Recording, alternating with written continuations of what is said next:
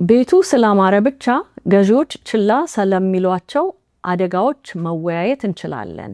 ምን እንደሆኑ ታውቃላችሁ? እነዛ ልብ እንደሚማርኩ ተደርገው የተቀመጡት የቤት ዕቃዎች፣ ዘመናዊ የግድግዳ ቀለም፣ ልክ ሆኖ የቀረበ ኮፊ ባር፣ ጉድና ጅራት ከወደ ኋላ ነው። የቤቱ ጣሪያ እድሜው ወደ ማብቂያው እየደረሰ ነው። የኤችቪኤሲ ሲስተም ያረጀ ነው።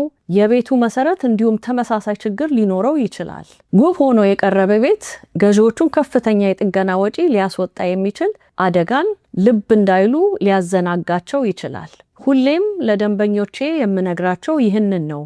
ከቤቱ ውበት ሳይሆን ከቤቱ መሰረት ፍቅር ይያዛችሁ።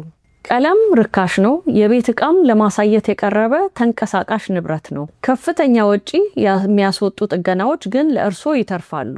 በዲኤምቪ አካባቢ ቤት የመግዛት እቅድ ካለዎት ከሚያምረው ምስል ባሻገር ወሳኝ በሆኑት ነገሮች ላይ ማተኮርን ያረጋግጡ።